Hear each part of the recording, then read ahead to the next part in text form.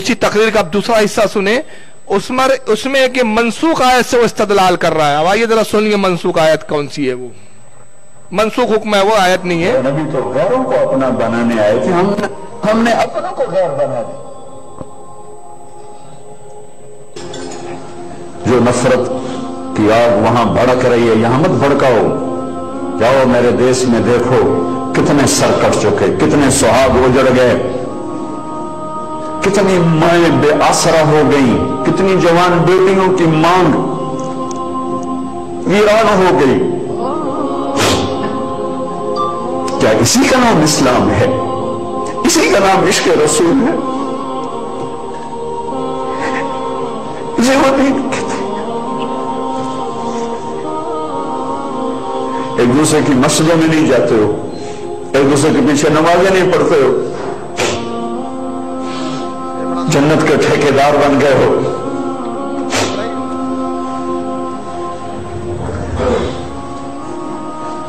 मेरे नबी तो अब्दुल्ला बिन उबई का जनाजा पढ़ाने खड़े हो गए थे, जिसका कुफर अबू जहल से भी बड़ा है। अबू जहल ऊपर की दोज़ख में, अब्दुल्ला बिन उबई सबसे नीचे की दोज़ख में है। उनके बेटे आए, या रसूलल्लाह मेरा बाप मर गया है, अपना कुर्ता दे देंगे, मैं उसको कफन दे दूं। आपने कहा ले लो। कुर्ता उतार के दे दिया। अब कहते बदबख्त मुनाफिक कहो जा। कि या रसूलल्लाह आप जनाजा पढ़ाएंगे? कहा पढ़ाऊंगा। बाकी मुनाफिकों का तो किसी को पता नहीं था सिवाय अल्लाह के नबी के, लेकिन अब्दुल्ला बिन उबई का मुनाफिक होना तो सबको मालूम था। आप जनाजे के लिए उमर सामने आ गए, या रसूलल्लाह ये कौन है? तो मुझे पता है कौन है। तो आप इसका जनाजा क्यों पढ़ा? कि शायद अल्लाह माफ कर। उमर पीछे हट जा, मुझे पता है कौन। मेरे अल्लाह ने कहा है तू इनके लिए दुआ कर या ना कर, मैं माफ नहीं करूंगा। मैं करता हूं, शायद अल्लाह माफ कर। फिर फरमाया कि मेरे अल्लाह ने कहा अगर तू 70 दफा भी इनके लिए दुआ कर तो मैं माफ नहीं करूंगा। अगर मेरा अल्लाह कहता ऐ मेरे महबूब अगर आप 70 दफा इसके लिए दुआ करेंगे तो मैं माफ कर दूंगा, तो मैं इस कम वक्त का 70 दफा जनाजा पढ़ा देता। मुझे बताओ तुम कहां से ये दीन लेकर आए हो जिसमें तुम फिरकों में बट गए हो, नफरतों की आग तुमने लगा दी है। ये कहां से इस्लाम आया है? तुम्हें अल्लाह उसके रसूल का वास्ता देता, उम्मत बन के रहो, मुस्लिम बन के रहो, कोई गुंजाइश नहीं। अपने अपने अकीदे पर पक्के रहो, दूसरे के लिए गुंजाइश रखो। आखिरी नतीजा जो था उनका ये कि अपने अपने अकीदे पे पक्के रहो मगर दूसरे के लिए गुंजाइश रखो। तो कौन से कुफरी अकीदे पर?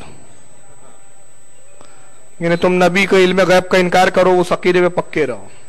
नबी को मुर्दा समझो, उस अकीदे पे पक्के रहो, मगर दूसरों के लिए गुंजाइश रखो। एक मनसूख वाक़े से इन्होंने दलील पकड़ी है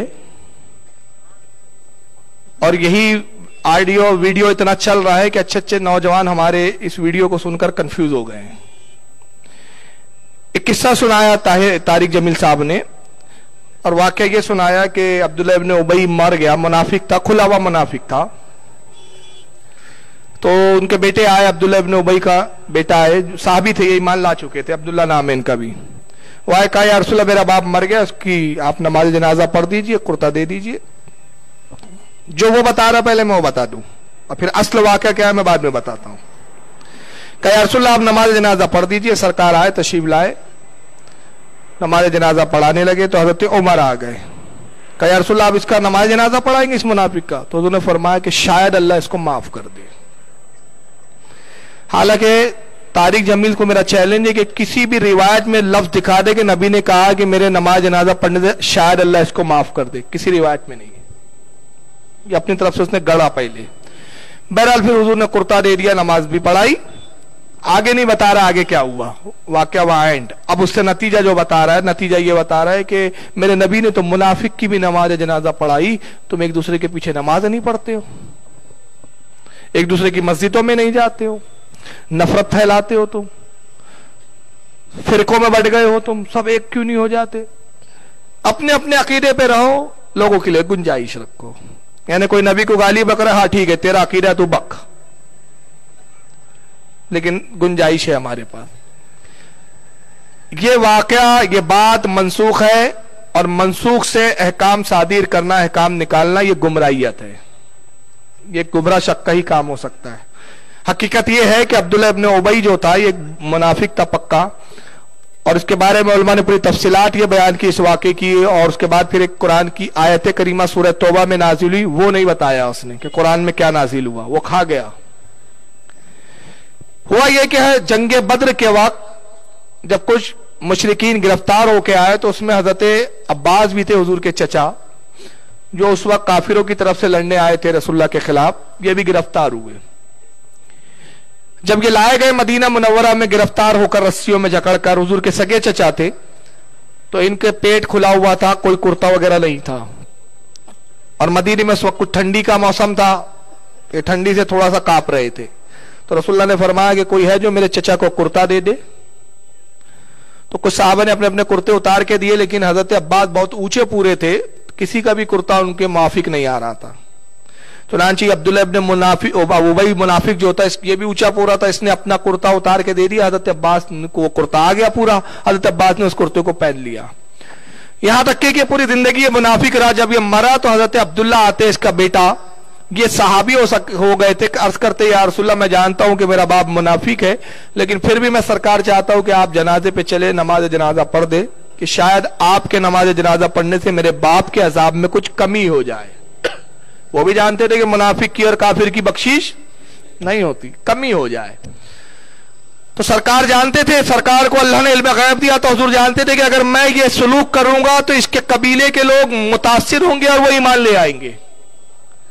तो अल्लाह के नबी नमाज के लिए आगे बढ़े, तो हज़रत उमर आते, कहते या रसूलल्लाह, आप मुनाफिक का नमाज जनाजा पढ़ाएंगे?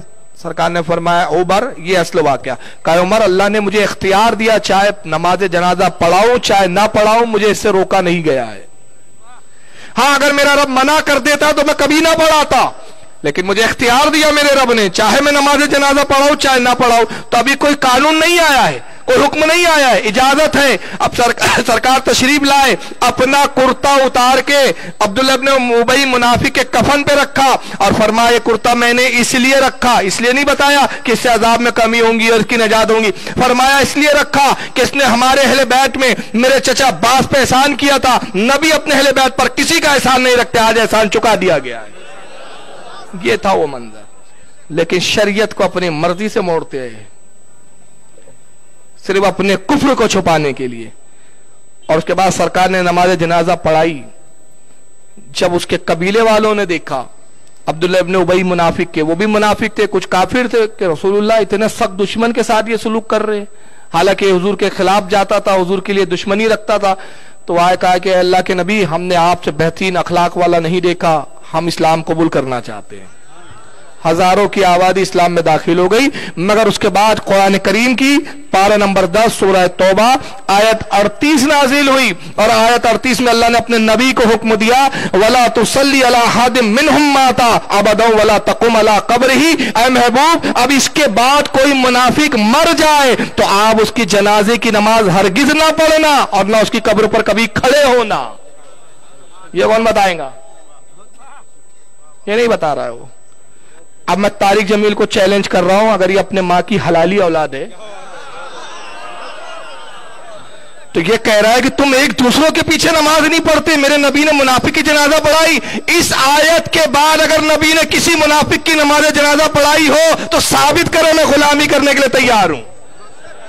इस आयत के बाद अबे जाहिल, जब हुक्म आ गया तो अब खत्म। ये तो ऐसी बात हुई कि एक शराब पीते बैठा है तारिक जमील। तारिक साहब शराब पीते हो? साहबा भी पीते थे। अबे जाहिल तब पीते थे जब हुक्म नहीं था। जब हुक्म आ गया कि शराब उम्मुल खबाइस है, हराम कर दी, उसके बाद साहबा ने पीना छोड़ दिया, हराम हो गई। तो अब क्यों पी रहा है? अरे नबी ने उस वक्त जनाजा पढ़ाई जब हुक्म नहीं था, जब हुक्म आया उसके बाद कभी जिंदगी में नमाज जनाजा नहीं पढ़ाई, बल्कि उसके बाद किया। सुनना है आपको क्या किया उसके बाद?